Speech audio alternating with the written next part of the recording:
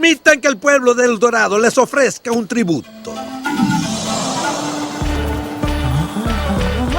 ¿Qué pasa cuando una película no solamente te entretiene, sino que además te hace cuestionar tu historia? El Camino hacia El Dorado es una gran cinta donde la aventura y el humor se mezclan, con una representación única de las culturas prehispánicas. Pero, ¿qué tan precisa es esta versión de la historia? Hoy exploraremos los aciertos y errores históricos de esta película y cómo pueden ayudarte a comprender mejor los temas que seguramente aparecerán en tu examen de admisión. Así que, comenzamos.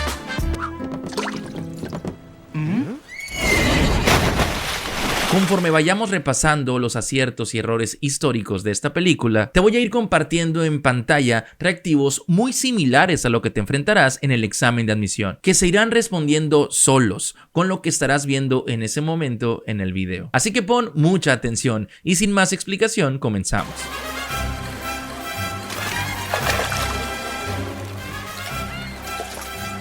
Uno de los errores más evidentes en el Camino hacia El Dorado tiene que ver con la ubicación y la cronología de los hechos durante la expedición de Cortés. En la película vemos a Miguel y Tulio huyendo de sus problemas en España en un barco de la flota de Cortés, que se dirige a América en 1519, dato de vital importancia. Sin embargo, la realidad histórica es bastante diferente. Para empezar, en 1519, Hernán Cortés ya se encontraba en América, específicamente en el territorio de lo que hoy llamamos México, y no en España como lo muestra la cinta. La flota de Cortés en la historia real zarpa directamente de Cuba hacia México, de Cuba donde Cortés ya tenía varios años viviendo, y no desde España, con el propósito de hacer una parada breve en Cuba, como lo menciona la cinta. Y cuando lleguemos a Cuba a reabastecernos, con la gracia de Dios recibirán otros azotes. Así que aunque la trama de la película nos presenta una versión dramatizada para facilitar la historia, y ahí serán esclavos de plantaciones de azúcar para el resto de su miserable vida, no corresponde a la secuencia real de hechos históricos de la llegada de Cortés a América. Un mapa de las maravillas del Nuevo Mundo. Bueno, le echaré un vistazo. Otro error histórico del Camino hacia El Dorado es la ubicación de la mítica ciudad. En la película realmente nunca se especifica en qué región se encuentran Miguel y Tulio, pero podemos suponer que es un asentamiento cercano a la costa, ya que los personajes llegan a la ciudad tras una corta travesía, navegando en una pequeña embarcación guiados por un mapa. Sabiendo esto, podríamos pensar que El Dorado es una ciudad maya, ya que los mayas se situaban a lo largo de la península de Yucatán, incluyendo sus costas. Sin embargo, la película mezcla muchos elementos de otras culturas mesoamericanas, como cabezas olmecas, máscaras toltecas y simbología mexica. Y si bien sí existió una leyenda de una ciudad de oro llamada El Dorado, esta hace referencia a un lugar perdido en la selva de Colombia, muy lejos de la zona de los mayas o cualquier otra civilización mesoamericana. Mesoamérica abarca desde la zona del río Pánuco hasta parte de Centroamérica, y aunque los límites de Mesoamérica pueden variar según el periodo que se esté estudiando, esta zona nunca llega hasta Sudamérica, mucho menos hasta Colombia, como lo podría estar sugiriendo la película. El Camino hacia El Dorado definitivamente distorsiona esta parte de la historia, creando una mezcla de culturas y ubicaciones que, aunque funciona bien dentro de la narrativa de la película, no refleja con precisión la realidad histórica.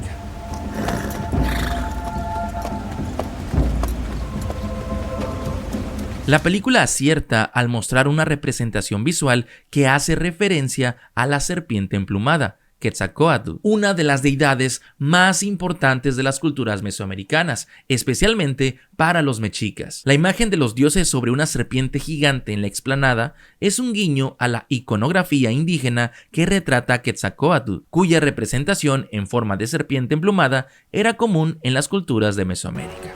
Mi señor.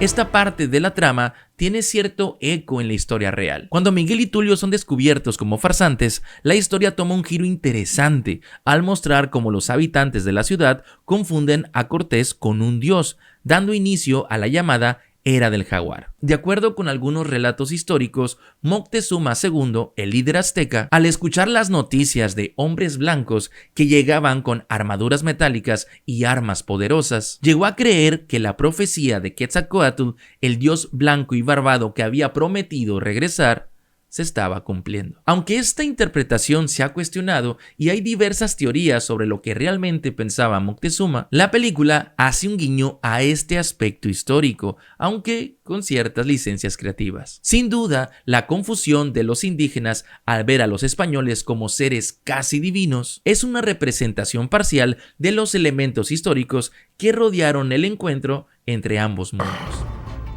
Aquí hay magia negra y poderes y... Un pequeño error histórico en la película es la aparición de un libro al estilo moderno. En la trama, los personajes tienen acceso a un libro que claramente se asemeja a los libros que conocemos hoy en día. Sin embargo, en 1519, época en la que se desarrolla la historia, este tipo de objeto no existía en esa región geográfica. En Mesoamérica, aunque se utilizaban códices y otros medios de escritura, los libros, tal y como los conocemos hoy, no existían. Este es un detalle anacrónico que, aunque probablemente no afecte el desarrollo de la trama, rompe con la autenticidad histórica del contexto. Eso es imposible.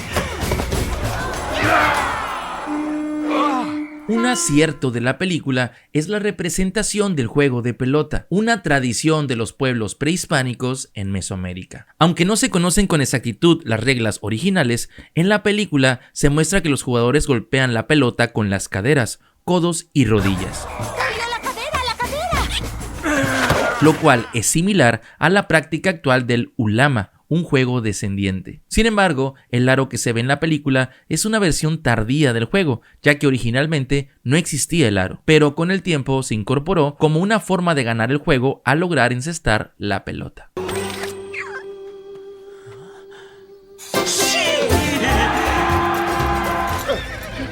Aquí no hay ningún Eldorado.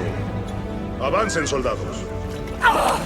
La trama sugiere que los exploradores españoles tenían como objetivo una ciudad mítica de oro. Sin embargo, Hernán Cortés realmente nunca persiguió esta leyenda. Su verdadera ambición fue conquistar el Imperio Mexica, uno de los más poderosos de Mesoamérica, motivado por la expansión territorial, el poder político y obviamente el oro. La búsqueda de El Dorado fue emprendida mucho tiempo después por Gonzalo Jiménez de Quesada en el siglo XVI, durante su exploración en lo que hoy conocemos como Colombia. El Dorado no tenía relación ni con los mexicas ni con la conquista de Tenochtitlán, sino con un mito sudamericano sobre un rey cubierto de oro. Este error en la película confunde eventos y personajes históricos, descontextualizando las verdaderas motivaciones de Cortés y su papel en la conquista de México. Hola.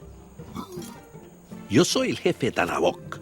¿Cómo podemos dirigirnos a ustedes? Un aspecto llamativo en la cinta es la ausencia de barreras de comunicación. Aunque al principio los nativos parecen misteriosos y reservados, pronto hablan un español perfecto. Mis señores, ¿cuánto tiempo van a quedarse en El Dorado? Ignorando las enormes diferencias lingüísticas que existían entre los europeos y los pueblos mesoamericanos. En la historia real, figuras clave como Jerónimo de Aguilar y Marina, mejor conocida como la Malinche, jugaron un papel crucial como intérpretes de Hernán Cortés. Su trabajo fue indispensable para poder establecer comunicación entre los mexicas y los españoles. Incluso hay una tendencia a sexualizar a ciertos personajes, algo problemático en una cinta dirigida a un público infantil. Díganme, Chel, su nueva socia.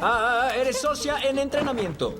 Pónganse esto. Un acierto parcial del camino hacia El Dorado es la representación de Chel, que bien podría verse como una analogía de la Malinche, actuando como intérprete y mediadora entre los españoles y los pueblos indígenas. En la película, Chel desempeña un papel similar como aliada de los protagonistas, ayudándolos en su travesía y facilitando su llegada a El Dorado. Sin embargo, aunque la película captura parcialmente la idea de una mujer que juega un papel clave en los eventos, la representación de Chel cae en la sexualización del personaje. Se le presenta no solo como una aliada, sino como una mujer que usa su cuerpo y astucia para manipular situaciones en su propio beneficio. Si bien refleja la relación histórica entre Cortés y la Malinche, simplifica y distorsiona su figura al reducirla a simple traición y manipulación, sin considerar completamente la complejidad de su rol en la historia, donde fue más una víctima de las circunstancias que una traidora. En este sentido, aunque la película hace un intento por mostrar a un personaje similar a la Malinche, la representación se ve limitada por una visión reductiva y sexualizada de un personaje tan importante para la historia. ¿Te gustó este video? Déjamelo en los comentarios, y si tienes alguna idea de alguna película basada en hechos históricos, déjamela también para poder considerar hacerle su video.